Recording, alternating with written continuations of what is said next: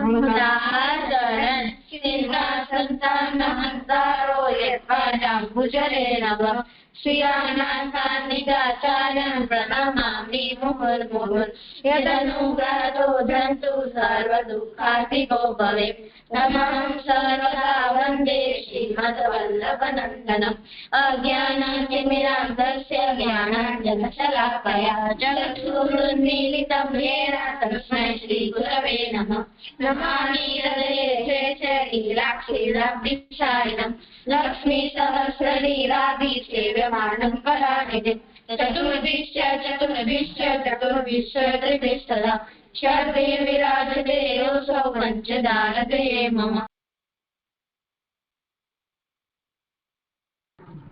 धन्यवाद प्रणाम जे जे। हाँ अक्षिता। પદ્મનાભદાસજીનો 9મો પ્રસંગ. એકવાર પદ્મનાભદાસજી અને એમનો પૂરો કુટુંબ ઠાકોરજી સહિત મહાપ્રભુજી આગળ એમના શ્રીમુખથી ભગવત વાર્તા સાંભળવા જતા હતા. તો એમ પદ્મનાભદાસજી બહુ એમના આગળ બહુ પૈસા નતા. એ છે ને ઠાકોરજીને ખાલી ચણા જ ધરતા ભોજનમાં, એવી રીતે ધરતા કે એક ચણા એક મુઠ્ઠીમાં લઈ અને એમ બોલે કે આ દાળ છે, આ ભાત છે, આ શાક છે, એવી રીતે ધરતા. તો આ વાત એક વૈષ્ણવે મહાપ્રભુજીને કહી દીધી. તો મહાપ્રભુજી એમના ઘરે પદ્મનાભદાસજીના ઘરે આવ્યા અને એમને પૂછ્યું કે તમે આમ કેમ ધરાવો છો? તો પછી એમને કીધું કે આ દાળ છે, આ ભાત છે, આ શાક છે, એવી રીતે બધું કીધું. અને મહાપ્રભુજીએ એમનું હૃદય ભરી આવ્યો અને એ અક્કાજી આગળ ગયા. અક્કાજીને આ બધી વાત કીધી અને અક્કાજીએ એમ વિચાર્યું કે હું પદ્મનાભદાસજીને બધા અલગ સામગ્રી દઉં. આ વાત પદ્મનાભદાસજીને ખબર પડી તો એમની દીકરીને કીધું કે આ લોકો આપણે નીકાળવાનો ઉપાય કરે છે. આમાંથી આપણે એ શીખ મળે છે કે આપણા આગળ જેટલા પૈસા હોય, જે વસ્તુ હોય, એનાથી આપણે ઠાકોરજીની સેવા કરવી જોઈએ અને આપણે ધીરજ રાખવી જોઈએ. આમાંથી શબ્દ છે અક્કાજી. અક્કાજીના બે મતલબ હોય છે. સંસ્કૃતમાં અક્કાજીને માતા કહેવાય છે અને તેલુગુમાં અક્કાજીને મોટી બેન કહેવાય છે. આ વાર્તામાં એમને માતાજી કહેવામાં આવ્યા છે, માતા તરીકે કહેવામાં આવ્યા છે. અને બીજો શબ્દ છે વૈષ્ણવ. વૈષ્ણવ એટલે જે વિષ્ણુજીની બહુ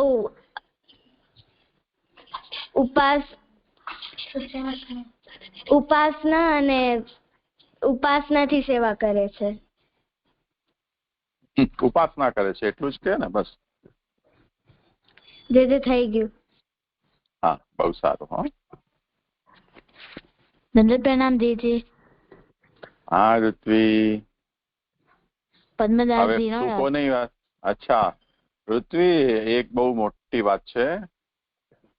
એ છે ને આમનું નામ બદલી દીધું છે ને, તો કોઈ પ્રોબ્લેમ ન થાય, જોજે.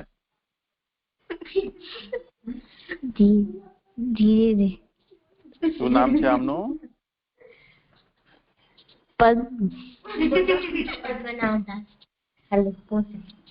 પદ્મદાસજી. શું નામ છે?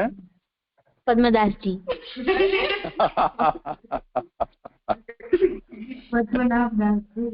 એનો એક વાર તું અર્થ સમજી લેતો, કદાચ તને સાચું બોલતા આવડી જાય. પદ્મ એટલે કમલ, નાભ એટલે નાભી આપણી હોય ને ડૂટી, તો જેમના ડૂટીમાંથી આ બ્રહ્માંડ રૂપી કમલ પ્રકટ થયું છે અને જેની અંદરથી બ્રહ્માજી જન્મ્યા છે એવા વિષ્ણુ, તો વિષ્ણુને પદ્મનાભ કહેવાય છે. પદ્મનાભ, તો એવા જેમના નાભીમાં પદ્મ છે એવા વિષ્ણુના દાસ એટલે પદ્મનાભ દાસ. હવે બોલતો પદ્મનાભ દાસ. હા, આજે પદ્મનાભ દાસજી બહુ હસતા હશે પ્રસન્ન થઈને. હા, હવે કયો પ્રસંગ છે આ? 10મો. કોનો?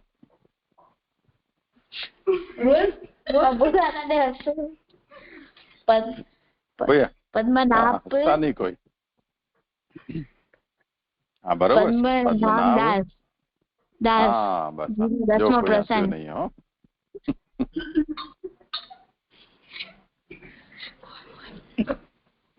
ઋત્વી ડોન છે હો, પછી તમારી ખેર નથી. વધારે હસતા નહીં. ચાલો ઋત્વી, કરો આગળ.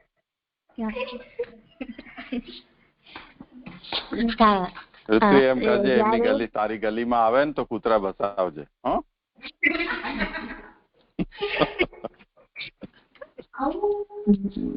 જયારે અક્કાજીએ 2 દિવસ પદ્મનાભજીને જયારે સામગ્રી આપી ત્યારે પદ્મનાભ દાસજી વિચાર્યું કે આપણે અહીંયાથી વહી જવું જોઈએ. તો પછી એ લોકો અહીંયાથી ગયા. પછી ઠાકોરજીને પૂછ્યું કે તમને મારી સેવા ગમે છે? તો તમને ના ગમે તો હું તમને મહાપ્રભુજીને પધરાવી દઉં. તો પછી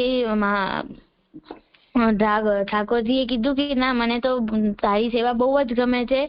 તો પછી પદ્મનાભ દાસ જીએ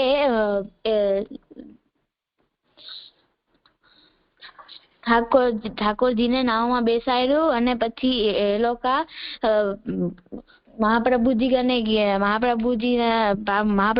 દંડવત કરવા ગયા. પછી જયારે પદ્મનાભ દાસજી જયારે જાતા હતા ત્યારે મહાપ્રભુજીએ કીધું કે તું અત્યારે ક્યાં જાસ? તો પછી પદ્મનાભ દાસજીએ કીધું કે હું ઠાકોરજીને નાવમાં પધરાવ્યો છે, તો હું હવે મારા ઘરે જાઉં છું. તો પછી મહાપ્રભુજીએ કીધું કે હજી થોડી વાર ઉપર. તો પછી પદ્મનાભ દાસજીએ કીધું કે મારા ઠાકોરજી નાવમાં મેં પધરાવ્યા છે. તો પછી હવે હું જાઉં છું. તો પછી ઈમાંથી ગયા અને પછી મહાપ્રભુજીએ વિચાર્યું કે આ કેમ હાલ્યો ગયો. પછી એમને ખબર પડી કે હું તેમને અક્કાજી બે દિવસ સુધી એમને સામગ્રી આપતા હતા. એટલે આમાંથી શીખ મળે છે કે આપણે આપણા ઠાકોરજીની સેવા આપણા જ ધનથી કરવી જોઈએ. શાબાશ, બહુ સારું. આમાંથી શબ્દ છે ઠાકોરજી એટલે આપણા માલિક. આપણે એમના સેવક છીએ. આપણે આપણાથી મોટાને નામથી ના બોલાવવું જોઈએ, સંબંધથી બોલાવવું જોઈએ. આપણે ઠાકોરજીના સેવક છીએ. શાબાશ. થઈ ગયું. બહુ સારું. હા, હવે શું કરશું? દંડવત પ્રણામ જીજે. સારું છે. હું કીર્તન કરું છું. હા, કરો. હા, हेरी हे हैया हो आज नंद राय के आनंद भयो। हेरी हे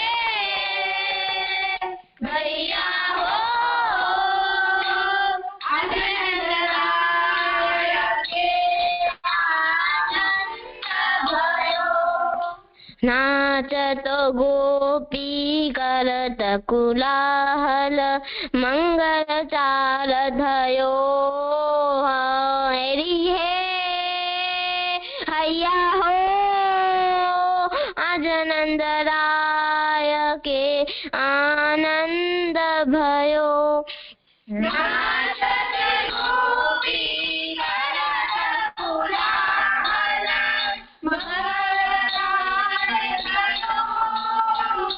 हेरी हे भैया हो आज नंदराय के आनंद भयो।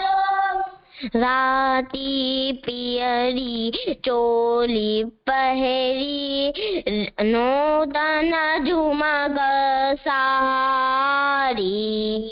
राती पियरी चोली पहरी नूतन झुमक सारी। चोवा चंदन अंग लगे सिंदूर मांग सवारी। हेरी हे भैया हो आज नंद राय के आनंद भयो।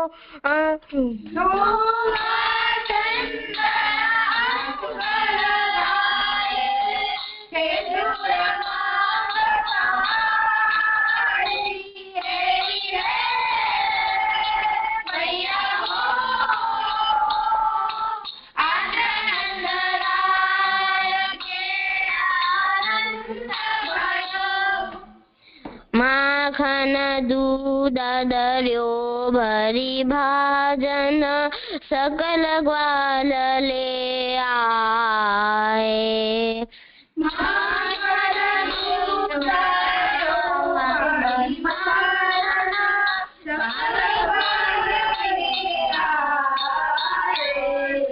बाजत बेनु बखावत मयूरी गावत गीत सुहाए।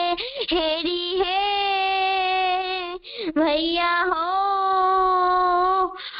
आज नंद राय के आनंद भयो।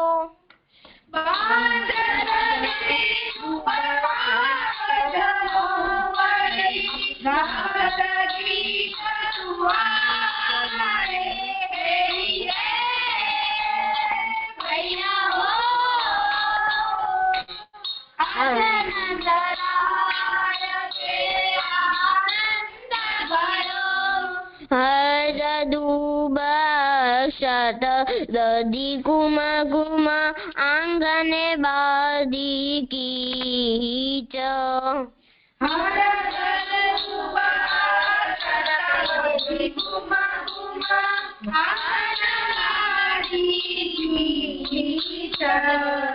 हस्त परस्पर प्रेम मुदित मन लागी लागी भुज बीचा। हेरी हे भैया हो आज नंद राय के आनंद भयो।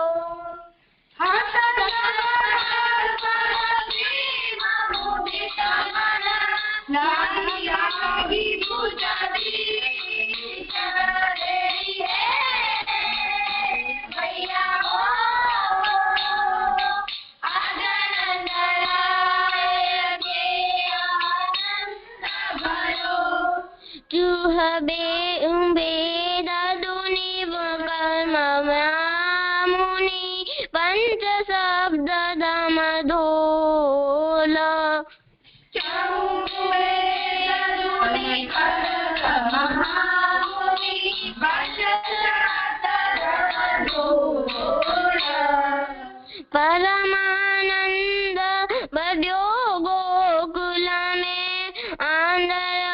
नंदन हृदय गोलोला हेरी हे भैया हो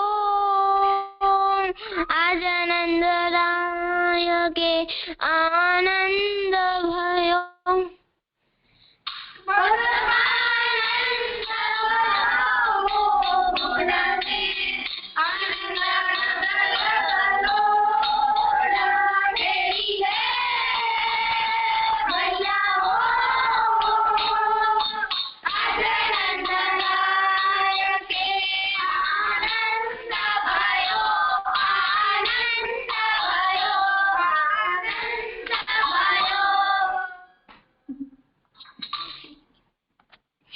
બહુ સુંદર. હો રુચિ, તે તો જન્માષ્ટમી બોલાવી લીધી.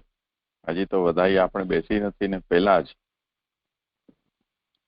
આનંદ આવ્યો. ચાલો હવે આજે શું કરશું? દનત પ્રણામ જય. હું હા સાનવી, અધ્યાયનું આવેદન કરું. હા કરો.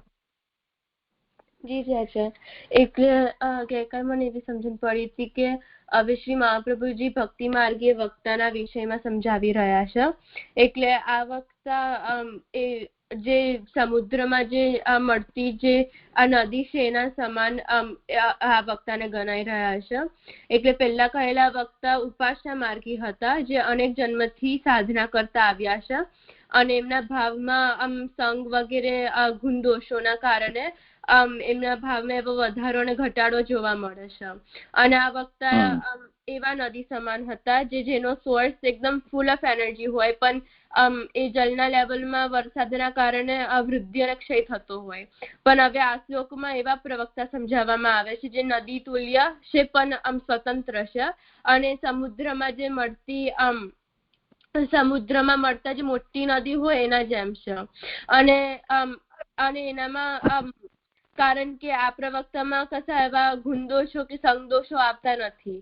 એટલે આ પ્રવક્તા એકદમ સ્વતંત્ર છે અને આ સ્વતંત્રતા છે એમની એ એડિશનલ ક્વોલિટી છે બીજા વક્તાઓ જે આગળ આવી ગયા એના કરતા. અને સમુદ્રમાં મળતી જે મહાનદીઓ છે જેનો સોર્સ બહુ મોટો હોય છે એને સિંધવ કહેવાય છે. એટલે જે પ્રવક્તા સંગ વગેરેથી રહિત હોય એ આવા નદી સમાન છે. અને જે મર્યાદા અને ભક્તો વચ્ચે એક બોર્ડર લાઈન હોય છે અને આ પ્રવક્તા એવા અવસ્થાના છે કે જ્યારે આ બોર્ડર લાઈન એકદમ ઝીણી થઈ જાય એવી બોર્ડર લાઈન ઉપર છે આ પ્રવક્તા. એટલે જે ઉપાસના માર્ગી છે શાસ્ત્રના વિધિ વિધાનો અને પ્રેમની મર્યાદા એ બંનેને પકડીને ચાલે છે પણ વિધિ વિધાનોને વધારે ઇમ્પોર્ટન્સ આપી આગળ વધે છે. જ્યારે ભક્તિ માર્ગી જે છે એ પ્રેમને વધારે ઇમ્પોર્ટન્સ આપી મર્યાદાને છોડી શકે એટલે એ સ્વતંત્ર કહેવાય છે.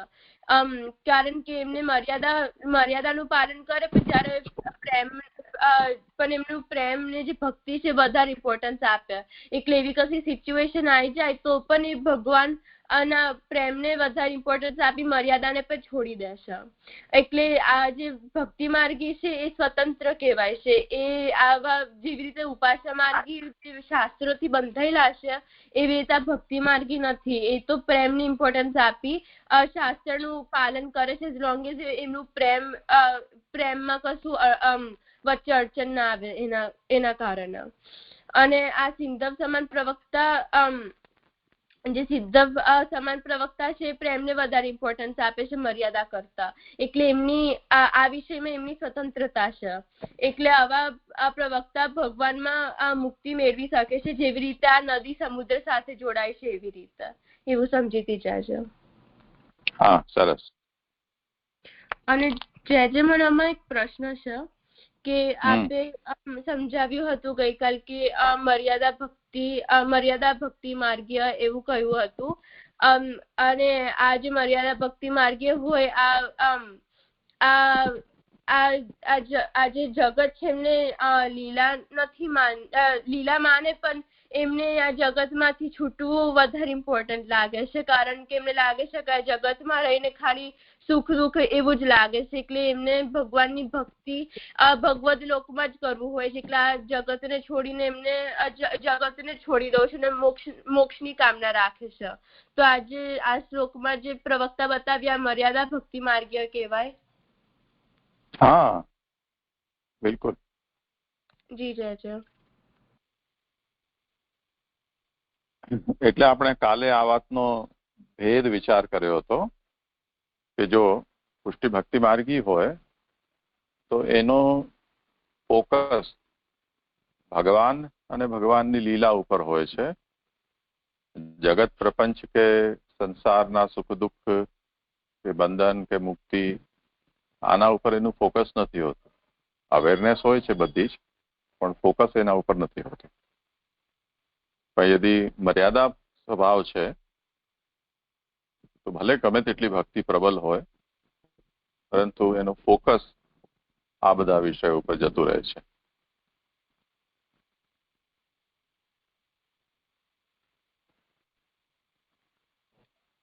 પુષ્ટિ માર્ગી છે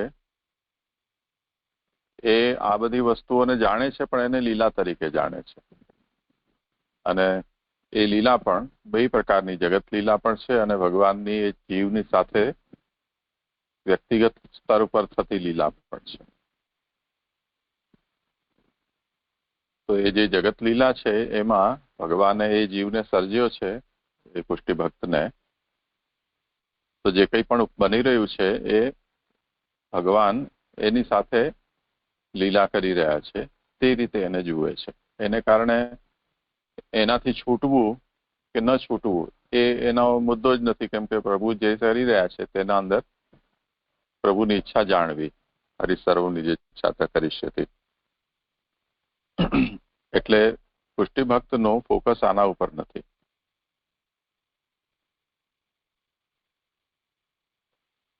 સમજાય? હા જી. એટલે જે પુષ્ટિ માર્ગે જે છે એ બધાને જે બધું જે થઈ રહ્યું છે ભગવાનની લીલા જ માને છે, હરિની જ ઈચ્છા માને છે. એકલા જગતને પણ એક પ્રકારની લીલા જ સમજે છે અને એમને એવું ફોકસ નથી કે એમને જે મોક્ષની જે મુક્તિ હોય એના ઉપર જ ફોકસ નથી. એમને ખાલી ઠાકોરજીની ભક્તિ કરવામાં જ એવું ફોકસ હોય છે. એકલા જગત ઉપર હોય કે જગત થી બહાર હોય એ પણ એમને ખાલી ભગવાનની ભક્તિ જ કરવાનું જ ફોકસ હોય છે. એટલે જે મર્યાદા ભક્તિ માર્ગીય છે એમને આ જગતમાં ખાલી સુખ દુઃખ હોય એવું જ માને છે, એટલે એમને જગતમાંથી છૂટવું જ એમનું મેઇન ફોકસ છે. એટલે ઠાકોરજીની જે ભક્તિ હોય પછી આ ભગવદ લોકમાં એ કરી શકે એવું સમજી જાય છે. એટલે એનું ઉદાહરણ એવી રીતે લઈ શકીએ આપણે કે જેમ તમે વિદ્યાર્થી છો, તમને સ્કૂલમાં કોઈ વખતે કોમ્પ્લિમેન્ટ મળે, કોઈ વખતે પનિશમેન્ટ મળે, કોઈ વખતે ઇગ્નોર કરે કોઈ તમને. એટલે સ્કૂલ મેનેજમેન્ટ કે ટીચર કે કોઈ સ્ટુડન્ટ, એમ કોઈ પણ જે વ્યક્તિ પોતાનો અહંકાર જેનો પ્રબલ હોય અને જે પર્પઝથી એ સ્કૂલમાં જાય છે, પર્પઝ ઉપર એનું વધારે કોન્સન્ટ્રેશન ન હોય, તો એ વ્યક્તિનું ફોકસ છે એ આ બધી એના આસપાસ થયેલી જે ઘટનાઓ છે એના ઉપર જતું રહે. આણે આમ કીધું, આણે મને આમ ન કહ્યું, આમ કહેવું જોઈતું હતું, વગેરે વગેરે. અને બની શકે કે એ કોઈ વખતે એના સાથે એક્સપેક્ટેડ કોઈ બિહેવિયર ન થાય તો એ સ્કીપ કરી દે સ્કૂલ જવાનું, કે સ્કૂલ ચેન્જ કરે અથવા તો સ્કૂલ અટેન્ડ કરવાનું બંધ કરી દે. તો આ જે એપ્રોચ છે એ કોનો છે કે જે ભણવું જેનું ઉદ્દેશ્ય નથી, પણ બીજા બધા વિષયો ઉપર જેનો ફોકસ છે તે. એવી જ રીતે જે પુષ્ટિજીવ છે અથવા જે બીજા સ્ટુડન્ટ છે કે જે લોકોની સાથે પણ આ બધું થાય જ છે, પણ તેમ છતાં પણ એમનું જે સ્કૂલ જવું, ત્યાં અભ્યાસ કરવો, ઘરે આવીને એમનું હોમવર્ક કરવું, આ બધું જે છે એ બધું યથાવત ચાલ્યા કરે છે. આ બધી ઘટનાઓથી એના ઉપર એનો કોઈ પ્રભાવ નથી પડતો કે એવા વિચાર એને નથી આવતા કે આવું બને મારી સાથે તો જ હું જાઉં ને આવું ન બને તો હું ન જાઉં સ્કૂલ, કે છોડી દઉં સ્કૂલને, કે કોઈ ટીચર છે એની સાથે વેર બાંધી લઉં. એવું બધું એમના વિચારમાં, એમના મનમાં વિચાર નથી આવતા. એવી રીતે પુષ્ટિજીવ છે અને મર્યાદા જીવ છે, એમાં આ અંતર છે. પુષ્ટિજીવ છે એ જે કંઈ પણ થઈ રહ્યું છે એ પ્રભુએ લીલા માટે પ્રકટ કર્યા છે બધાને, અને બધાની સાથે જેમ પ્રભુ લીલા કરી રહ્યા છે એમ મારી સાથે પણ પ્રભુની આ એક લીલા ચાલી રહી છે જગત સૃષ્ટિમાં. તો એને કારણે એને આ બધું કંઈ બંધન રૂપ લાગતું હોય એવું નથી, અને તે કારણે એનાથી છૂટવું એ પણ એના જીવનનો કોઈ લક્ષ્ય નથી. એટલે મુક્તિ કે બંધન ને આ બધી વસ્તુઓ એમ એના મનમાં નથી. અહીંયા જો ભગવત ભક્તિ કરવી બસ એ એનું પર્પસ છે, જે કોઈ પણ રૂપમાં થાય તે રીતે. જો ભગવાન બીજા 50 જન્મ અહીંયા એને રહેવા દે અને અહીંયા ભગવત ભક્તિ કરી શકી રહ્યો છે તો અહીંયા પણ એને કોઈ સમસ્યા નથી. પ્રભુને એમ લાગે છે કે હવે ઘણું થઈ ગયું, હવે એને પોતાના ધામમાં બોલાવીને એને ત્યાં રાખવું છે તો ત્યાં લઈ જાઓ તો કંઈ વાંધો નથી. એટલે આ બધી વસ્તુઓ એના કન્સિડરેશનમાં નથી. તો મોક્ષ માર્ગી જે હોય છે એમાં અને ભક્તિ માર્ગી એ બેમાં આટલો અંતર છે, એટલે સ્વતંત્ર ભક્તિ માર્ગી.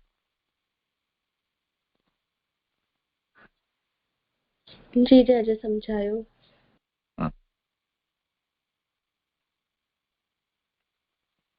હવે આગળ કોણ કરશે? જજો હું આગળ કરું છું. સમુદ્રિયાભ્ય સ્વાહા.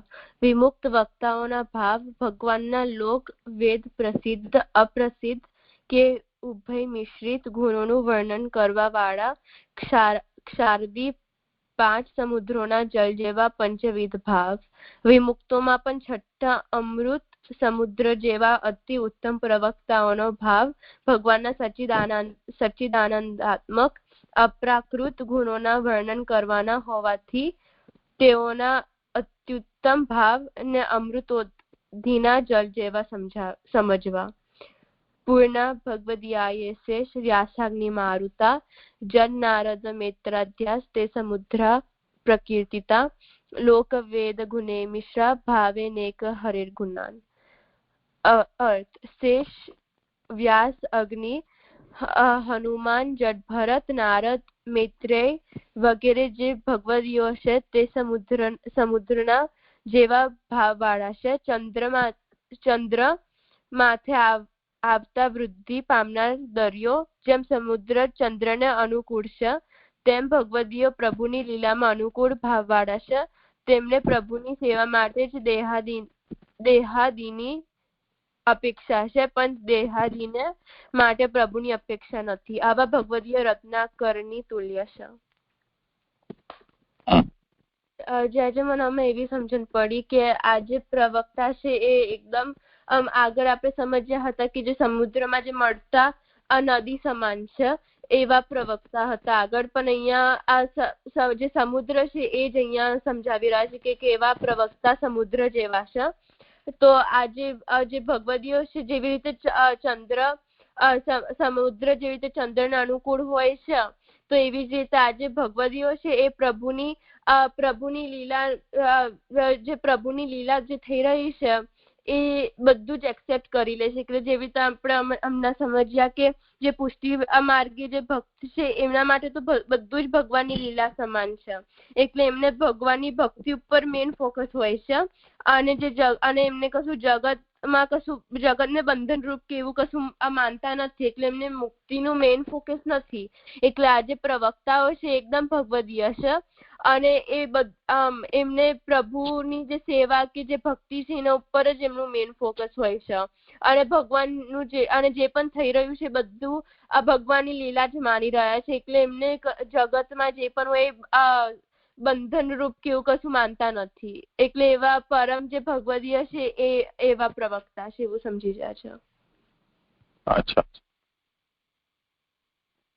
હવે જો તમે જ્યારે પણ આ નિરૂપણ કરો ને તો પહેલાનું જે કેપ્શન આપેલું છે એનું વિવરણ કરવાનું ભૂલવાનું નહીં, કેમ કે આગળ આવનારા જેટલો પણ પેસેજ છે, શ્લોક છે,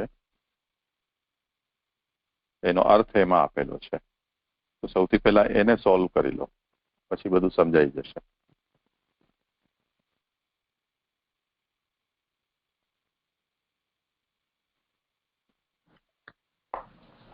જેજો મને કેપ્શન એટલી સમજણ નહીં પડી. હા, એ જ વસ્તુ છે ને, તો વાંચો પહેલા. સમુદ્રિયાભ્ય સ્વાહા વિમુક્ત વક્તાઓના ભાવ ભગવાનના લોક વેદ પ્રસિદ્ધ અપ્રસિદ્ધ કે ઉભય મિશ્રિત ગુણોનું વર્ણન કરવા વાળા ક્ષારદી 5 સમુદ્રોના જળ જેવા પંચવિધ ભાવ. વિમુક્તોમાં પણ છઠ્ઠા. આગળ વાંચી લેજો. વિમુક્તો નહીં, પહેલા એક થોડું થોડું કરો ને. જી જાજો. સમુદ્રિયાભ્ય સ્વાહા, પછી આગળ વાંચ. સમુદ્રિયાભ્ય સ્વાહા વિમુક્ત વક્તાઓના ભાવ. હા, જો હવે આ વિમુક્ત, આ જે પેસેજ છે હવે પછીથી આવનારા છે શ્લોક, એમાં વિમુક્ત વક્તાના ભાવો છે. એટલે પ્રવક્તાઓની કક્ષા આપણે કેવી રીતે જોઈ? સૌથી પહેલા વિષયાસક્ત નિંદ્ય કક્ષાના હતા, એના પછી કર્મમાર્ગી થયા, મોક્ષકામી, એના પછી ઉપાસના માર્ગી અને જ્ઞાન માર્ગી મોક્ષકામી, પછી ઉપાસના માર્ગી મોક્ષકામી, પછી સ્વતંત્ર, એ પણ ઉપાસના માર્ગી ઉત્તમ કક્ષાના મોક્ષકામી, અને હવે આવી રહ્યા છે એ વિમુક્ત, એટલે મોક્ષની કામના વાળા જે હતા એ તો હવે પૂરા થઈ ગયા. હવે તો જે લોકો મુક્ત થઈ ચૂક્યા છે, એટલે જેમની હવે બીજી કોઈ કામના બાકી રહી નથી, એવા જે પ્રવક્તાઓ છે એમના ભાવોનું અહીંયા નિરૂપણ થઈ રહ્યું છે, અથવા એનું વર્ણન કરવામાં આવી રહ્યું છે, એ કક્ષાના પ્રવક્તાઓ. હા, હવે વાંચો આગળ. વિમુક્ત. જી જી. વિમુક્ત વક્તાઓના ભાવ ભગવાનના લોક વેદ પ્રસિદ્ધ અપ્રસિદ્ધ કે ઉભય મિશ્રિત ગુણોનું વર્ણન કરવા વાળા ક્ષારાદી 5 સમુદ્રના. બસ.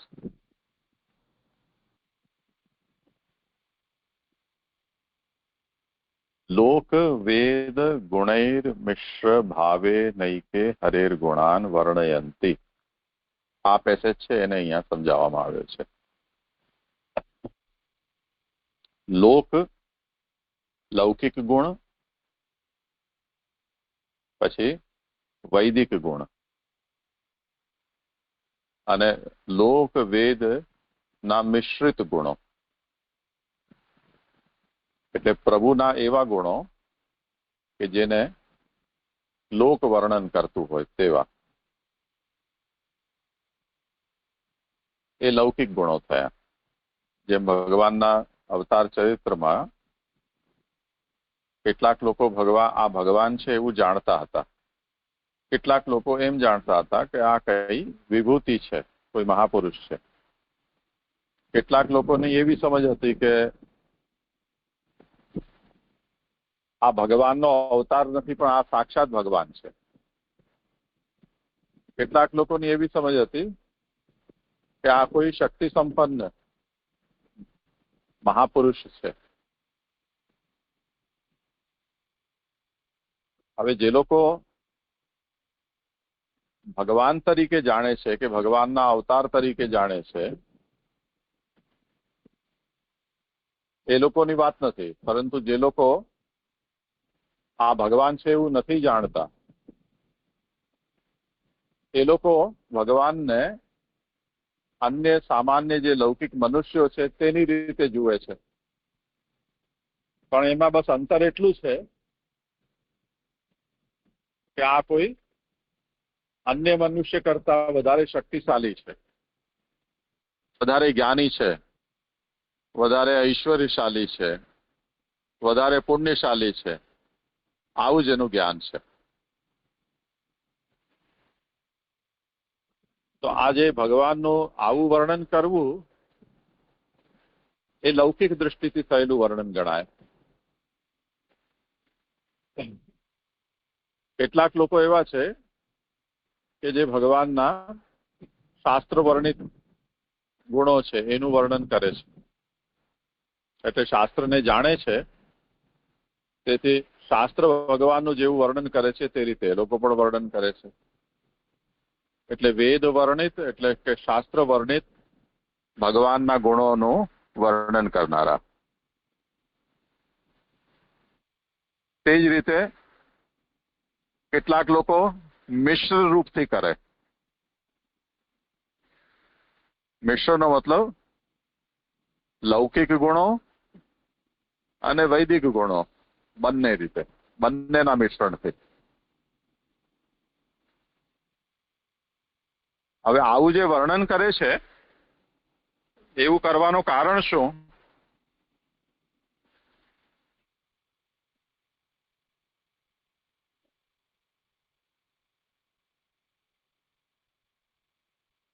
બહુ પ્રચંડ વરસાદ આવી રહ્યો છે, મારા શબ્દ જ નથી સંભળાતા. હા, હવે બરોબર છે.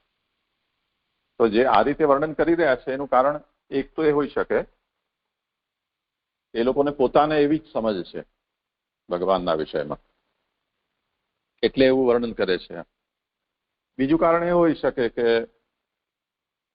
એ લોકો જાણે તો છે કે ભગવાન શું છે, કેવા છે, પરંતુ શ્રોતા એની સામે એવા છે કે જે લોકો એ વાતને સમજી શકે એમ નથી. તો શ્રોતાને જે રીતે સમજમાં આવે તે રીતે એવું વર્ણન કરે છે લૌકિક રીતે. તો આ બધા જ પ્રકારો છે એ આપણે પુરાણોમાં અને એમાં ઋષિ મુનિઓ છે, યોગીઓ, જ્ઞાનીઓ,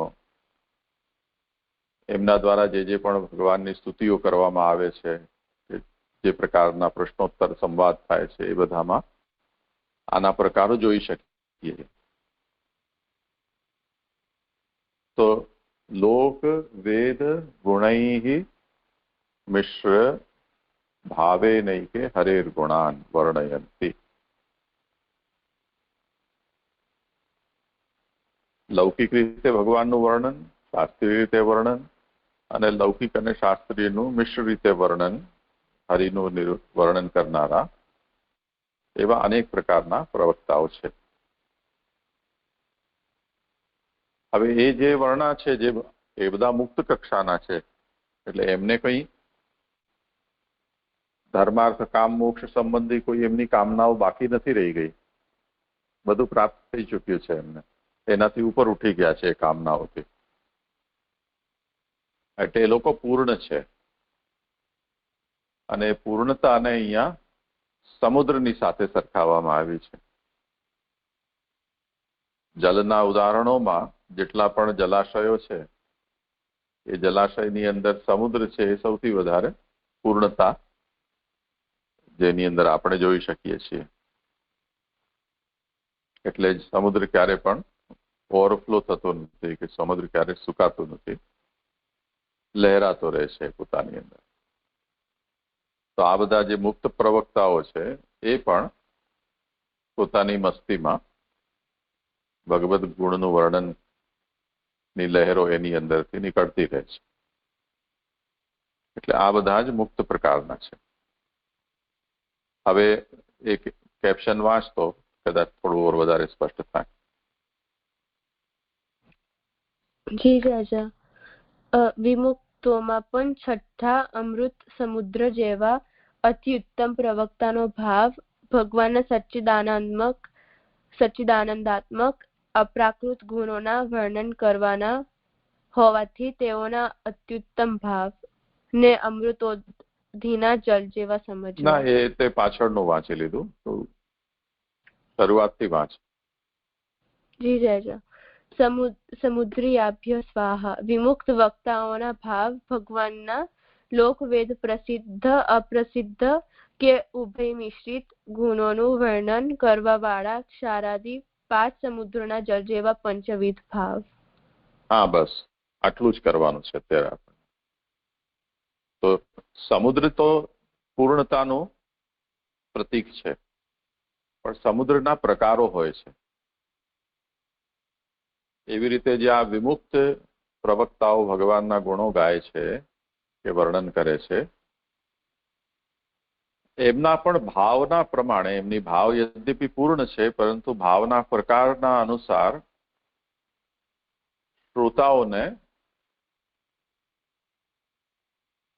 કોઈક એમનો ભાવ ખારો લાગે છે, કોઈ ખાટો લાગે છે, કોઈ તુરો લાગે છે, કોઈ મીઠો લાગે છે. જેમ જેટલા પણ રસો હોય, આપણે જે રસનો આસ્વાદ લઈએ છીએ, દાખલા તરીકે કારેલું છે, તો કડવા રસ માટે સૌથી વધારે કારેલાનું નામ લેવામાં આવે. તે જ રીતે નમક છે એ ખારા માટે, કે મરચું છે એ તીખા માટે. તો આ જે રસો છે એની પરાકાષ્ઠા આ પદાર્થોમાં આપણને જોવા મળતી હોય છે. એવી રીતે સમુદ્ર છે એ બધાની પરાકાષ્ઠા છે. પણ સમુદ્ર જે ખારો સમુદ્ર છે, એ સમુદ્ર ભલે છે, પરંતુ એની ખારાશને કારણે એ જલ આપણા માટે કોઈ કામનું નથી. એ જ જો મીઠું હોય તો ઘણું સારું આપણને ઉપયોગી થઈ જાય. તો જે લોકો ભગવાનના ગુણોનું વર્ણન કરે છે, એમાં ભગવાનને લૌકિક દૃષ્ટિથી વર્ણન કરે છે, તો એમના ભાવોને ખારા પાણીના સમુદ્ર સમાન સમજવું જોઈએ.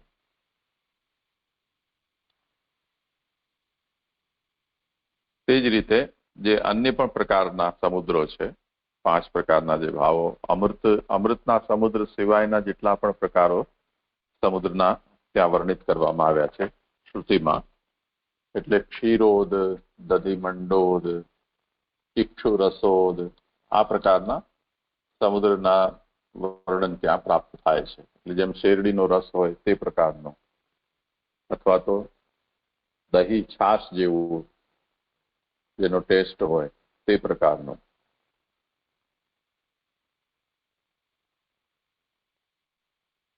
તો જે નિરૂપણ કરનારા છે ભલે પૂર્ણ છે, પરંતુ એમના ભાવના ભેદથી એ પૂર્ણતા હોવા છતાં પણ બધા માટે એ એક સરખી રુચિ ઉત્પન્ન કરે તેવા ગુણવર્ણનો એમના નથી હોતા.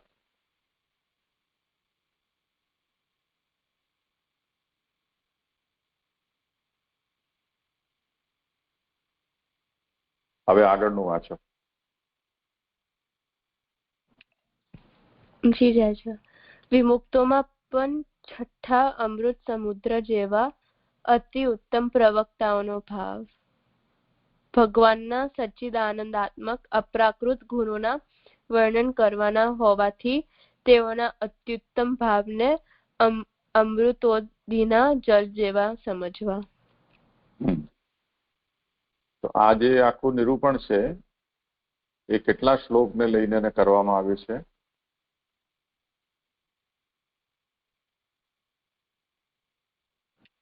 17 શ્લોક સુધી.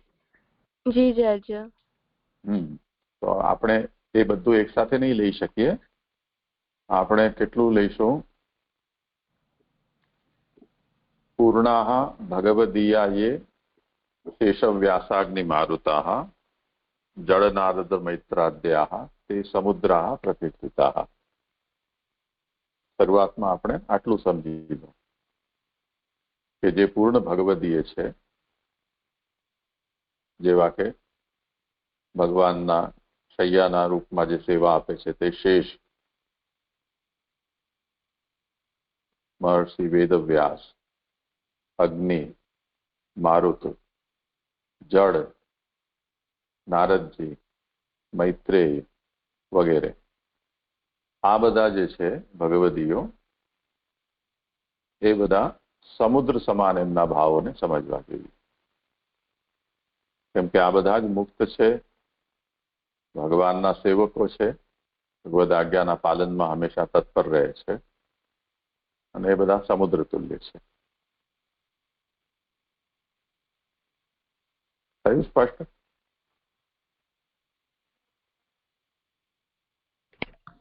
જી છે સર. હા સારું. ચલો આજે સમય થયો છે, વરસાદ પણ ખૂબ તેજ છે અહીંયા આજે.